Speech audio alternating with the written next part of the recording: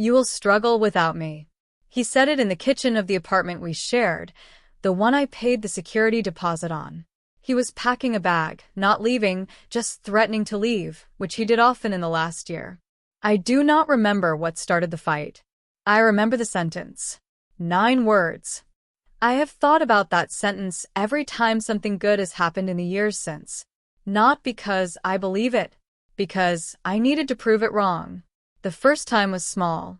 I changed a tire by myself. I wrote it down. The second time was bigger. I got a raise. I wrote it down. I have been writing things down for 7 years. The list is long now. I do not need to prove anything anymore. But I still write things down. Because the sentence is not his anymore. It is mine.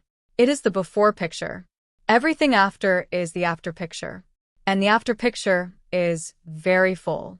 I got a promotion today. I was standing in my kitchen when the call came. I said thank you, hung up, and stood alone in the quiet. I thought about the sentence. Not because I was sad. Because I have trained myself to think about it every time something good happens. I opened my phone. I typed the date and the promotion. I did not send it to anyone. I did not post it. I added it to a list I started years ago. The list is long now. I do not need to prove anything anymore. But I still write things down. Because the sentence is not his anymore. It is mine. It is the before picture. Everything after is the after picture. And the after picture is very full. My name is Nora. I am 41. I have been divorced for 7 years. The marriage was not terrible. That was the problem. It was not terrible enough to leave and not good enough to stay. I spent years in that space between, waiting for something to tip the scale. Mark tipped it for me. He said 9 words. That was enough. I remember the marriage in patterns. Mark needed me to need him. When I did not, he told me I would fail.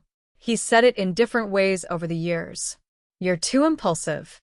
You don't think things through. You're lucky you have me. I believed him for a while. Then I stopped. The sentence came at the end. Not the end of the marriage. The end of me believing he knew anything about me. You have no idea how the world works. I've been protecting you. You're going to struggle without me. I looked at him. He was standing by the kitchen counter, arms crossed, waiting for me to cry or apologize or beg him to stay. I did none of those things. Maybe. But I won't be struggling with you. You'll regret this. I already regret staying as long as I did. He left that night. Not for good. He always came back. But I did not let him this time. I filed for divorce 3 weeks later. I did not tell him about the list I would start. I did not tell him that I would write down every good thing that happened just to watch him be wrong. I kept that to myself. Some motivations are too clean to share. The first entry was small. I changed a tire by myself. I wrote it down in a note on my phone. July 12th. Changed a tire. No struggle. I did not know then that I would keep writing. I did not know that the list would grow longer than I ever imagined. I just knew I needed to prove him wrong. Not to him. To myself. Because part of me still believed he might be right. That was the part one was writing for. The part that was still afraid. I wrote to that part. And that part eventually stopped being afraid. But that took years. And a lot of entries. The first entry came 3 weeks after the separation. My car needed an oil change. Mark had always done it. Or rather, Mark had always taken it somewhere. I had never done it myself. I watched a YouTube video. I bought the oil. I bought the filter. I lay down on the driveway of the apartment I was renting, the one he had never seen, and I did it. The car did not explode. I did not die. I opened a note on my phone. I called it Things That Happened. I typed, changed my own oil. Car did not explode. I looked at the sentence in my head. You will struggle. I closed the note. I did not smile. I just recorded. He said I would struggle. I said to myself in the driveway. He didn't say I couldn't learn. I did not tell anyone about the oil change. Not because it was embarrassing. Because the list was not for sharing. It was for measuring. And I was the only one who needed the ruler. The second entry came a week later. I made a doctor's appointment. I had been putting it off for 2 years because Mark always said I was being dramatic. I went. Nothing was wrong. I typed. Made my own appointment. Went alone. Fine. The third entry was a budget. I had never paid my own bills. Mark had handled the money. I learned how. I typed. Paid bills. Did not overdraft. The entries kept coming. Small things. Fixing a leaky faucet. Calling a plumber when I could not. Booking a flight to see my sister. Cooking a meal that was not pasta. Each one felt ridiculous to write down. Each one also felt necessary. I was collecting proof. Not for him. For the part of me that still believed he might be right. How many small proofs did it take to stop believing a sentence? I did not know. I was still counting. I had been counting for 7 years. The number kept growing. And still, sometimes I wondered if it was enough. That was the part one did not write down. The wondering. I only wrote the proof. The proof was real. The wondering was just old noise. And the noise, eventually, got quieter. But it took a long time. And a lot of entries. 18 months after the divorce, I got a raise. I called Elena, my younger sister. She knew about the list. She had never seen it, but she knew it existed. I told her the news. She congratulated me. Then she asked the question, "Are you going to write it down?" I already did. She was quiet for a moment. "Do you ever think you'll stop writing things down? I thought about it. I had not thought about it before. The list had become automatic. Something good happened. I wrote it down. I did not question the habit. I just did it. You don't have to prove anything to him anymore, Elena said. He's remarried. He probably doesn't even remember saying it. I knew she was right. Mark had moved on. He had a new wife. A new life. He had probably forgotten the sentence entirely. 9 words he said in a kitchen fight. Words that meant nothing to him. Words that had become everything to me. I don't do it for him anymore. Then why do you do it? Long pause. I looked out my kitchen window. The sun was setting. The sky was orange. Because I like seeing the list get longer. It's not about him. It's about me. I just needed him to give me a reason to start. Elena did not tell me to stop. She did not tell me to keep going. She just asked the question I had been avoiding. What happens when you no longer need the person who hurt you to be wrong? I did not have an answer. I was not sure I needed one. The list was not about Mark anymore. It had not been about Mark for years. It was about me. My life. My small victories. My evidence that I had not struggled. But if I was not writing for him, who was I writing for? And what did the list mean without him as the audience? I did not know. I just knew that when something good happened, I still reached for my phone. I still typed the date. I still added it to the list. The list was long now. It had its own weight. It did not need Mark to hold it up. But I was not sure I knew how to stop.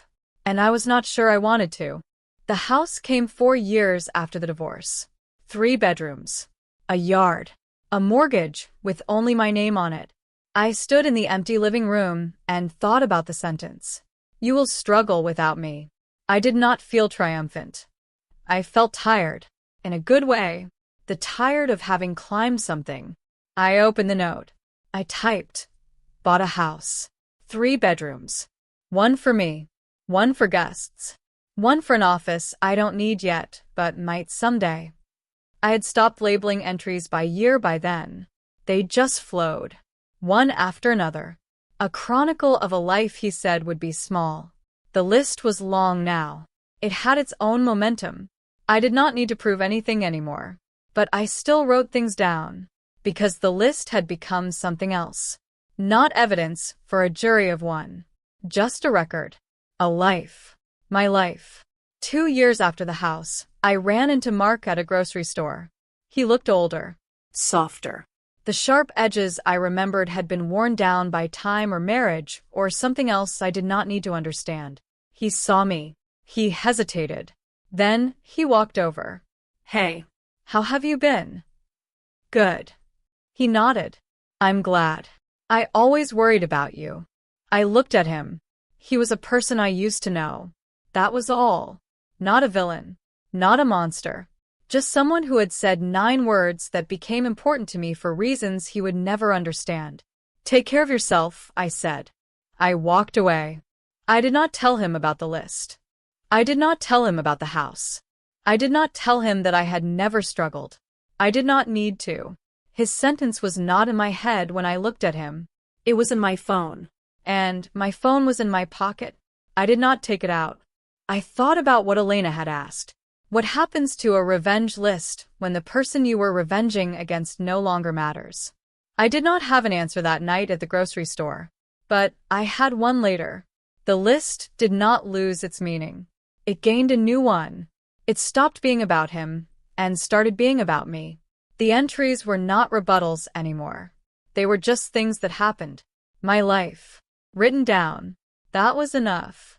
That was more than enough. That was everything. The bad year came without warning. My father died. A friend I trusted betrayed me.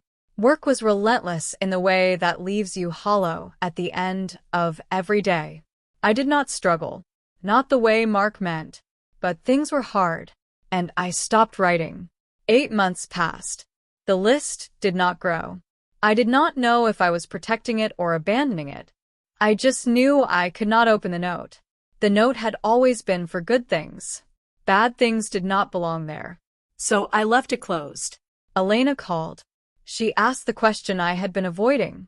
Are you still adding to the list? No. Is that okay? I was quiet for a moment. I don't know.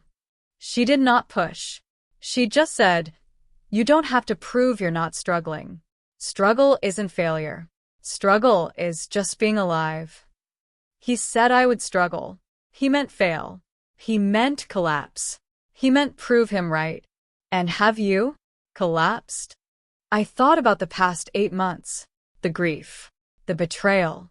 The exhaustion. No. Then the list is still true. You just stopped keeping score. I opened the list that night. For the first time in 8 months, I scrolled. Years of entries. Small things. Big things. A life documented in rebuttals. I was not reading a list of victories. I was reading a list of moments I had decided to notice. The sentence was still there. In my head. In the background. But it was not the point anymore. The noticing was the point. I closed the phone. I did not delete the list. I did not add to it. I went for a walk. The list would wait. It had always waited. I thought about what Elena said. Struggle is not failure. Struggle is just being alive. I had been alive for 8 months without writing anything down. The list did not disappear. The good things still happened. I just had not recorded them. That was the difference. The list was not my life. It was just my record of it. And records could pause. Lives could not. I was still here. Still not collapsed. Still not struggling the way he meant. That was the only proof that mattered. The list was just paper. Or pixels. Or whatever a note on a phone was made of. The real proof was me. Still standing. Still here. Still not sorry I left. I did not need to write that down. I already knew it. But I wrote it down anyway. Just in case. Just to remember. Just because I could. That was not revenge. That was just me. And me was enough. Even without the list. Even with it. Both things were true. And both things were mine. The promotion came on a Tuesday. The biggest one yet. I was standing in my kitchen when the call came. The same kitchen where I had stood 7 years ago, after the first promotion, opening my phone to add it to the list.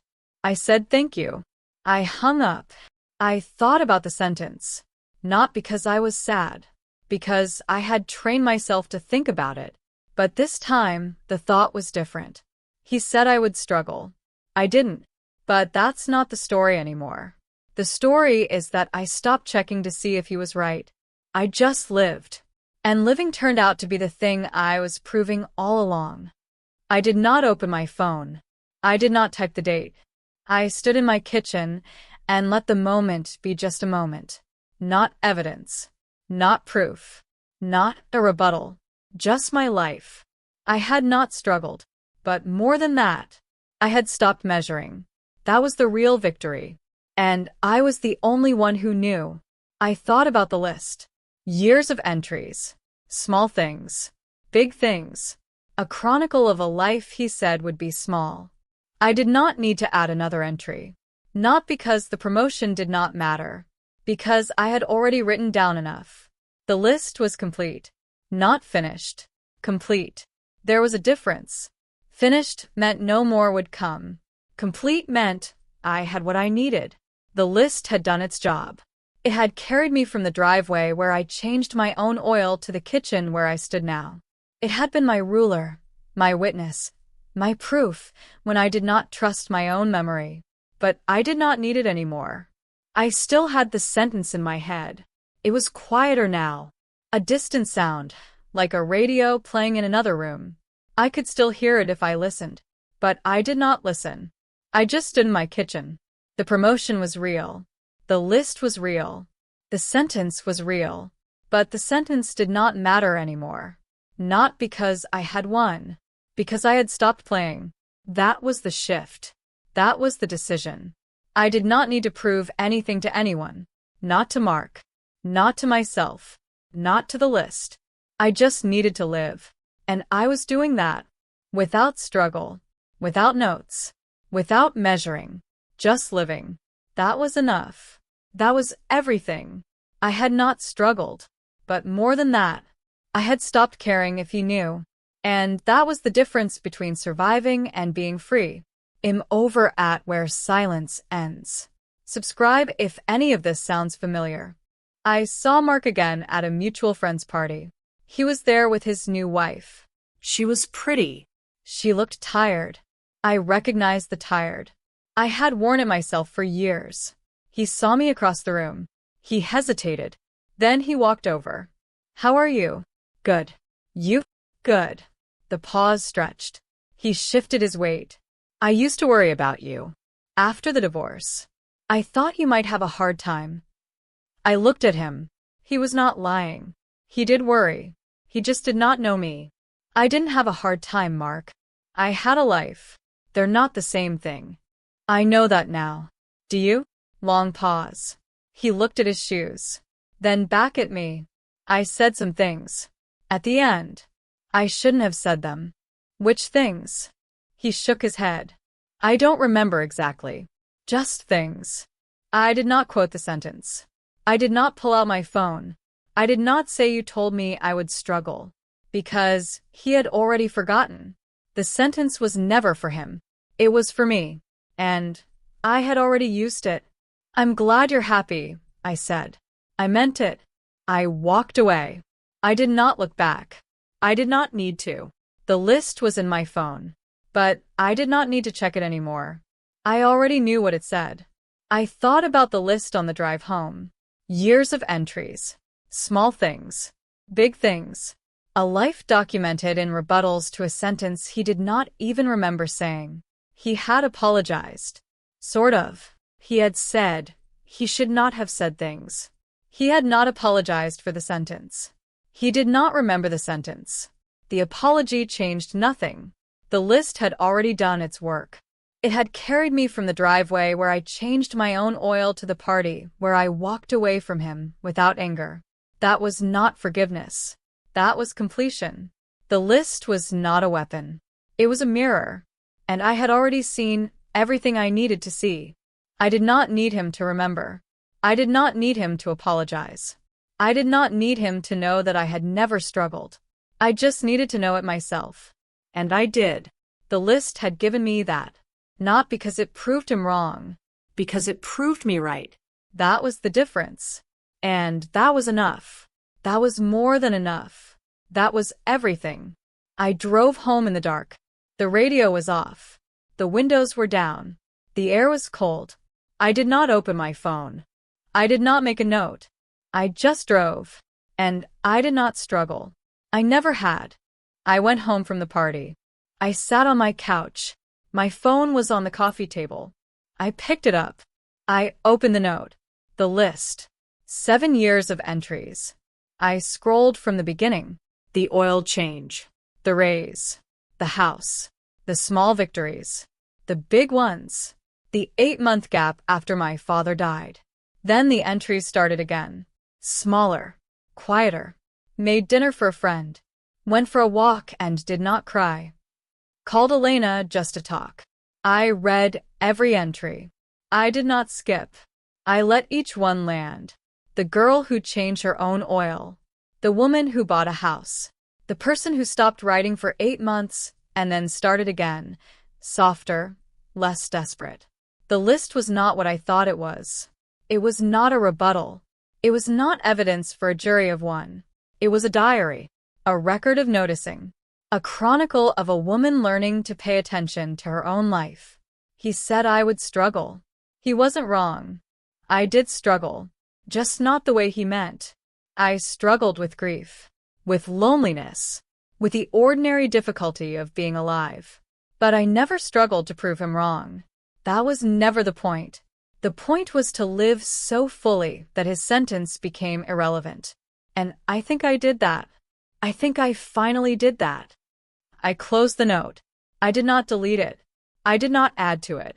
I put my phone down and went to bed. The list was still there. It would always be there. But I did not need it anymore. It had served its purpose. It had taught me to notice. And now I noticed without writing it down. That was the difference between surviving and living. I was living. I thought about what to keep from the version of myself that needed to prove something. The list. I would keep the list. Not because I needed it. Because it was true. It was a record of my life. And my life was worth recording. But I would let go of the need. The need to prove. The need to measure. The need to check if I was struggling. I was not struggling. I was just here. And here was enough. That was not victory. That was just the difference between carrying a sentence and letting it become background noise. The sentence was still there. But it was quiet now. A distant sound. Like a radio in another room. I could still hear it if I listened. But I did not listen anymore. I just lived.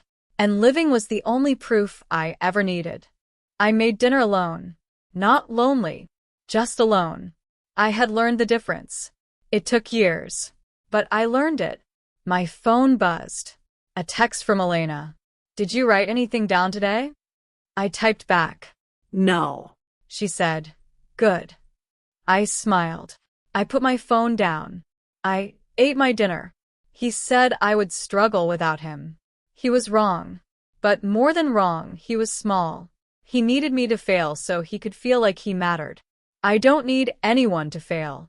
I just need to keep living. And I have been. For years. Without writing it down. Without proving anything. Just living. That's the list now. Just my life. And it is long enough. I did not open the note. I did not check the list. I ate my dinner and watched the light change outside my window. The sentence was still there. In the background. Somewhere. But it was not my sentence anymore. It never was. It was his fear. I had been carrying it for years, thinking it was a burden. But it was not a burden. It was a gift. It made me pay attention. And now I did not need it.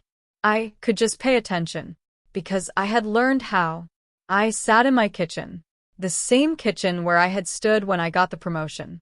I was not waiting for anything. I was not proving anything. I was just living. That is not victory. That is the difference between struggling and being alive. He said I would struggle. I did not. But more than that, I stopped checking. I stopped measuring. I stopped needing him to be wrong. I just lived. And living, it turns out, was the only proof I ever needed. I did not write it down. I just lived it. That was the list now. And it was very long. And it was still growing. And I was the only one who needed to know. I'm over at where silence ends. What sentence did someone give you that you turned into your own proof?